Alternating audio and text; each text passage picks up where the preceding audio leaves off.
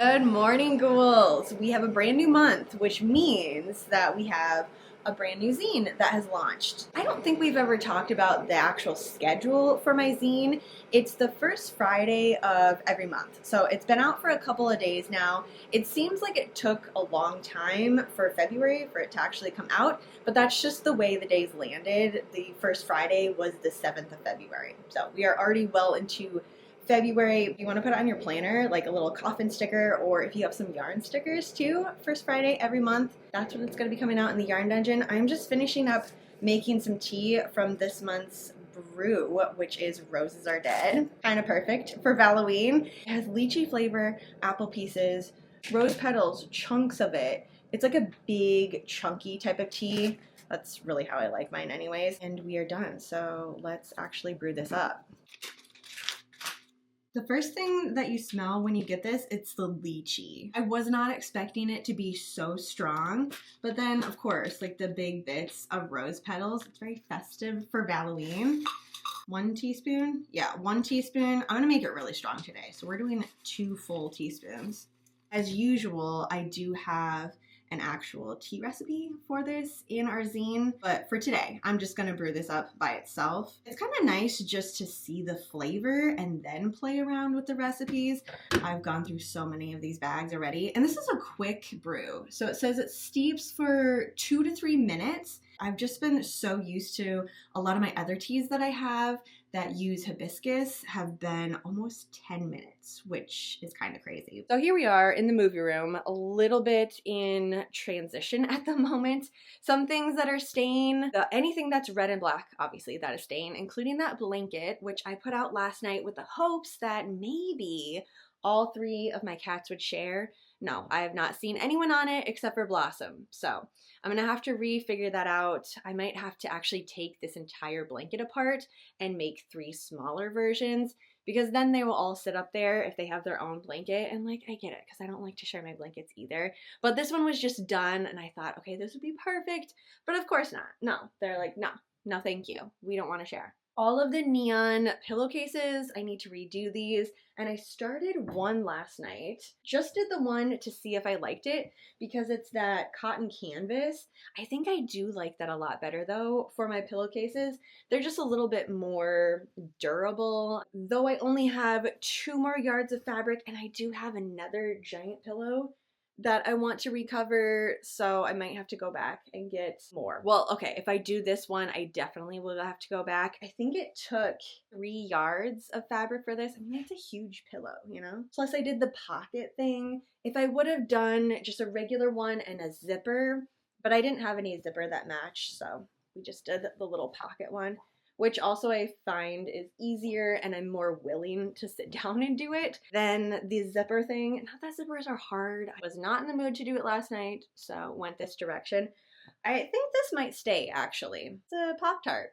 I feel like that's Valloween. Might change up the curtains. I do have some black lace that I could add onto. It's kind of just like a little sheer piece of fabric that I have up there right now. If I had time, I could crochet into the bottom of it, but I don't think I'm gonna have time. So we'll see how that goes and what I decide. Honestly, now that I'm saying it out loud though, I think I really do want to crochet into it. Okay, so that might be the direction because I have 2 that I need to completely redo if I do it that way. But yeah, so that is the start of the transition of the movie room, and I really feel once I get all this black and red out here, I'm gonna love it and it's gonna stay for a while. I know I say that all the time and then I change it up, but like the neon stuff has been out for quite a while. It's been out since October, and normally I'll change it up around Xmas time, so the fact that we made it all the way to February with the neon before putting it away to kind of change it up, that's pretty good for me. So I'm gonna take that win. On to the zine for this month. We have 2 different patterns that we're going to be working up. These patterns were designed to be a little bit more bite-sized just because of the fact, I mean, this is the week of Valloween, right? So if you want to make them to gift away, we need to have something move a little bit quicker. Don't forget that you can give yourself your own Valloween. I am definitely gifting this to myself.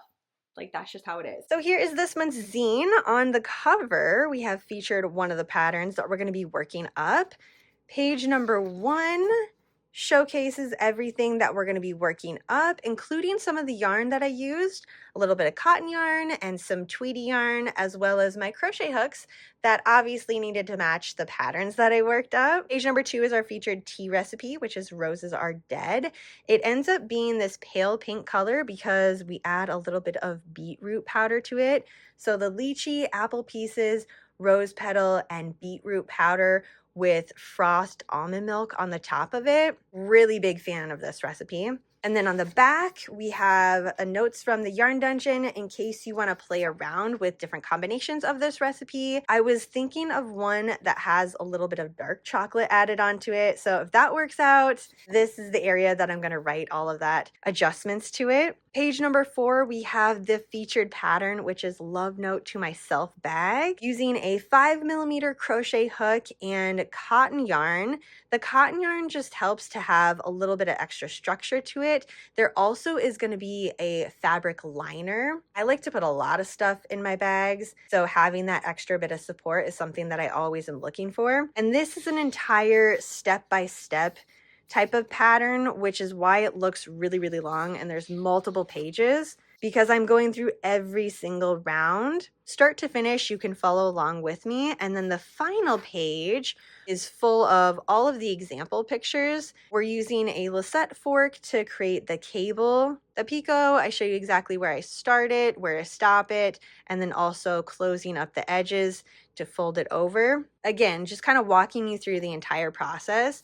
And then the back side, we have an extra page here. Page number 12, we have some Valloween movie pics. It was designed to be a movie marathon. So if you want to pick and choose on Valloween, or if you want to have a Valloween weekend marathon and watch all of them, I'm going to try to watch as many of these as possible on Valloween. This was definitely my favorite. I don't know if it was last year or the year before. Fresh. This can be found on Hulu. If you're looking for a twisted romance type of horror movie, definitely check out Fresh. Page 13, we have our second pattern, which is Valloween scrunchies. There are 2 different sizes, and that is shown in the color that I used. So the black scrunchie is the bigger ruffles, and the red scrunchie is the smaller ruffles. You can see that in both of these pictures here. That's why we have a 4mm and a 5mm crochet hook. And that brings us to the final page, which is one more notes from the yarn dungeon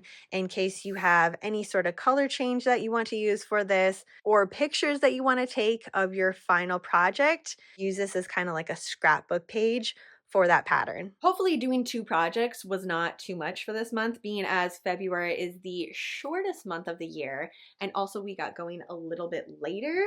But I mean, scrunchies, they're just such a fun bite-sized type of project. It's one that I like to work up in between bigger projects. So I have 2 different blankets going on right now. Oh yeah, I didn't even talk about that. That's what this random bit of neon is back here. I have so much of this laying around. I just finally decided last night, I'm gonna make a Tunisian crochet blanket. Is it gonna go with anything? Absolutely not. It's a neon. So I have that project going. I have another blanket going, which is like 3/4 of the way through, which for me, that is like the worst spot to be at for a blanket because I'm so close to getting done that it's really, really heavy and I just wanna stop, but I don't want to stop because I still have an entire quarter left and I want it to have that really nice length. This one is like almost a queen size blanket. So a quarter of the blanket is still quite a ways to get through. So in the morning, after I've been working on my blanket for hours, I can just do a bite-sized thing start to finish and it's totally done. You could also do a fun little Ghoul Squad challenge. How many crochet scrunchies can you get finished in February? Like starting right now, how many can we get done? Gotta show you the inside of the bag too. So we have the beautiful crimson red and then stunning Valloween liner. The picot, I really like how it goes all the way around the edge. Even though you're not gonna see this as this is closed up, it's just like a fun little extra surprise. I've been getting a lot of use out of my lisette fork lately. It's really, really handy when it comes to make cord. Now I just need to figure out my entire Valloween outfit. I have my accessories, but I have no idea what I'm gonna actually wear. That'll be the next thing on my agenda. So that is everything for this month's zine. I hope that you love the patterns and that you're gonna work them up with me to have a little Valloween festivity. Have a super spooky rest of your night, and I will see you in my next video.